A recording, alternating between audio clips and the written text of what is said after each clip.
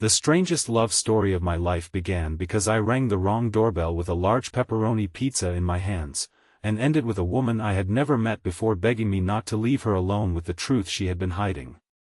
I thought I was delivering dinner to apartment 4B.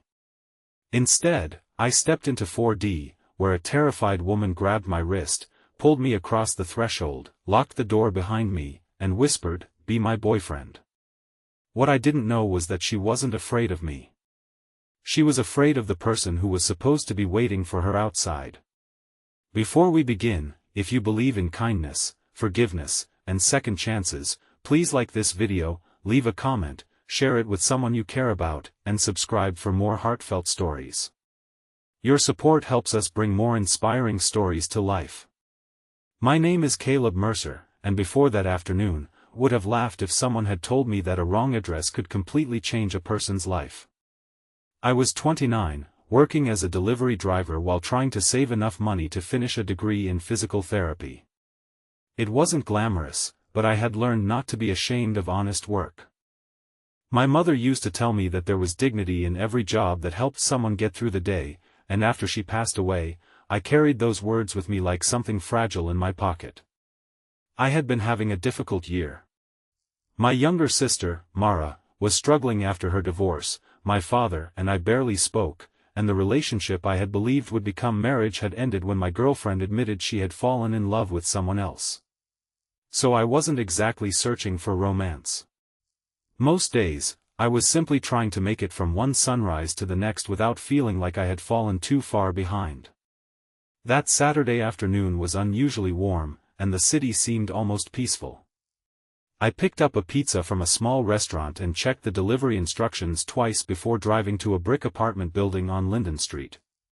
The order was for apartment 4B. I carried the box upstairs, distracted by a voicemail from my sister asking if I could help her move a bookshelf the following morning.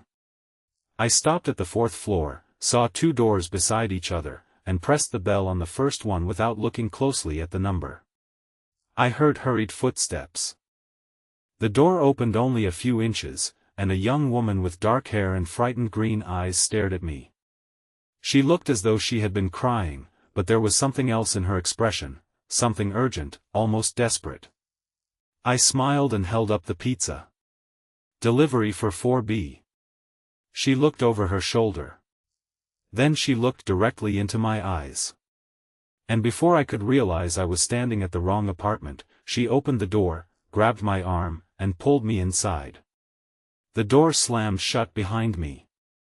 She turned the deadbolt with trembling fingers and pressed her back against the wood. For several seconds, neither of us spoke.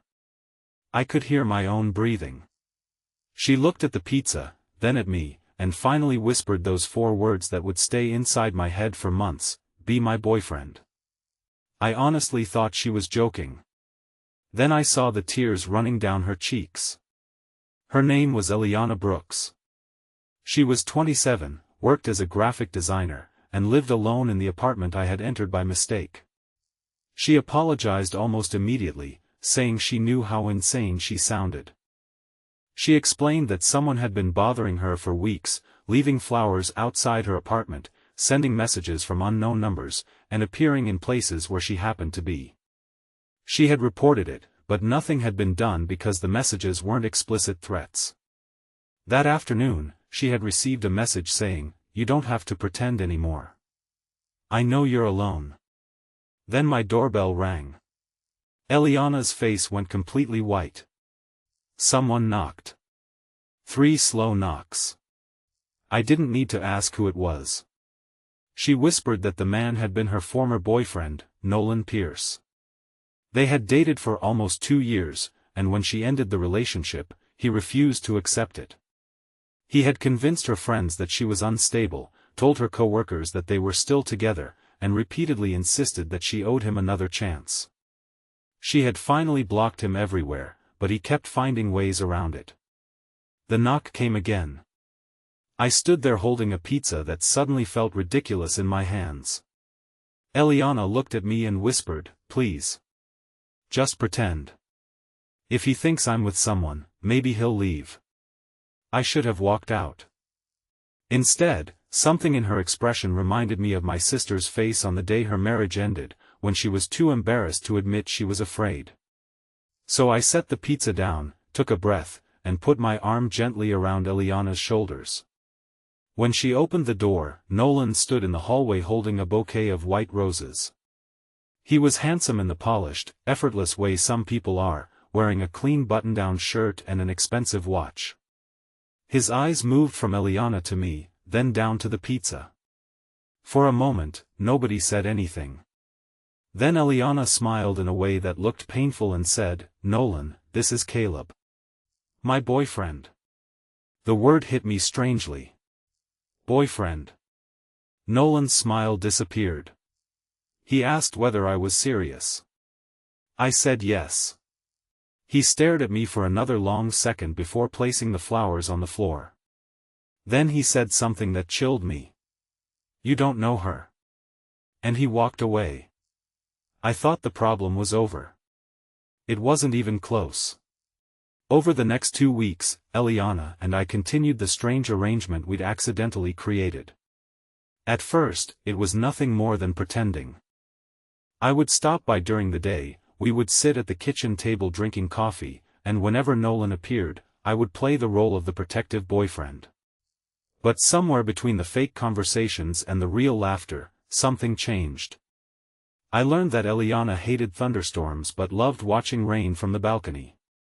She collected old postcards from places she had never visited because her grandmother had taught her that someday she would travel the world. She always left the last bite of dessert for someone else. She cried during sentimental commercials and pretended she didn't. She had a habit of touching the edge of her coffee cup whenever she was nervous. And she learned things about me too. She learned about my mother's favorite song, the old photograph I kept in my wallet, and the fact that I hadn't spoken to my father properly in almost 3 years. One afternoon, she asked why. I told her the truth. My father had blamed me for not being there when my mother became seriously ill. The truth was that I had been working 2 jobs and spending every free hour at the hospital. But my father had been grieving, and grief sometimes looks for someone to punish. I had forgiven him in my heart, but I hadn't found the courage to call him. Eliana reached across the table and placed her hand over mine. She said, "Maybe forgiveness isn't saying what happened was okay. Maybe it's deciding you don't want someone else's pain to control the rest of your life." I looked at her differently after that. The pretending was becoming dangerous because I was starting to care. Then came the afternoon everything changed. I arrived at her apartment and found the front door unlocked. I called her name. No answer. On the kitchen counter was a single envelope with my name written across it. Inside was a photograph of Eliana and me sitting together at a cafe. On the back, someone had written, "You were warned." My hands began to shake. Eliana suddenly appeared behind me. She saw the photograph. And instead of looking surprised, she looked defeated. I asked her how long she had known someone was watching us. She didn't answer. That silence hurt more than the photograph. Finally, she sat down and told me the truth. Nolan wasn't the only reason she had been afraid. Months earlier, before she ended their relationship, Eliana had discovered that Nolan had been stealing money from his employer. She had accidentally found financial documents on his laptop while he was asleep. When she confronted him, he begged her not to tell anyone. He promised he would fix everything. She believed him. But later, she learned that the money was connected to a much larger fraud involving several people. She had copied some documents before leaving him. Those documents were now hidden somewhere in her apartment. Nolan wasn't trying to win her back. He was trying to find them. I felt sick. All those flowers, messages, appearances, and threats weren't about jealousy. They were about evidence. And Eliana had dragged me into the middle of it. I was angry. Not because she had been afraid, but because she had never told me the whole truth. I told her I couldn't keep pretending to be her boyfriend when pretending had suddenly made me a target. She began crying. Then she said something that broke through my anger. "I didn't ask you because I wanted a boyfriend, Caleb. I asked because I was terrified, and you were the first person who looked at me like I was a person instead of a problem." I couldn't answer. She wiped her face and admitted that somewhere along the way, she had stopped pretending too. "I really fell in love with you," she whispered. "And that's what scares me most." I left. For the first time since we met, I walked away without looking back. I spent the next day feeling like a coward. I told myself I had done the sensible thing. I told myself her problems weren't mine. I told myself that love wasn't supposed to begin with fear and lies. But every time I closed my eyes, I remembered her standing alone behind that locked door. Then my father called. I almost didn't answer. His voice sounded older than I remembered. He asked how I was doing. I said I was fine. There was a long silence before he admitted he had been wrong about my mother. He said he had spent years blaming me because blaming me was easier than accepting that he couldn't save her. Then he said, "I'm sorry, son." Those two words broke something open inside me. For years, I had waited for him to apologize. And when the apology finally came, I realized forgiveness wasn't about giving him permission to hurt me again. It was about giving myself permission to stop carrying the hurt. I drove back to Eliana's apartment. She opened the door cautiously. When she saw me, her eyes filled with tears. I told her I couldn't promise I would solve everything. I couldn't promise there would be no danger or heartbreak. But I could promise that if she wanted to face the truth, she wouldn't have to face it alone. We contacted the authorities and handed over everything she had. The evidence was enough to connect Nolan to the financial scheme, and investigators eventually discovered that Eliana had been telling the truth from the beginning. Nolan was arrested, and the people involved in the fraud were charged. But the legal victory wasn't the thing that changed Eliana. It was what happened afterward. She stopped checking the window every few minutes. She stopped jumping whenever her phone rang. She began sleeping peacefully. And I finally called my father. We didn't magically become a perfect family. Real life doesn't work that way. We had years of hurt to untangle, and some wounds needed time. But we started having lunch together every Sunday. My sister joined us. Eventually, Eliana did too. Months later, I returned to the same apartment building with another pizza. This time, I stood in front of the correct door. Eliana opened it. She looked at the pizza, then at me, and laughed. I told her I had finally learned to check the apartment number. She smiled and said, "Good.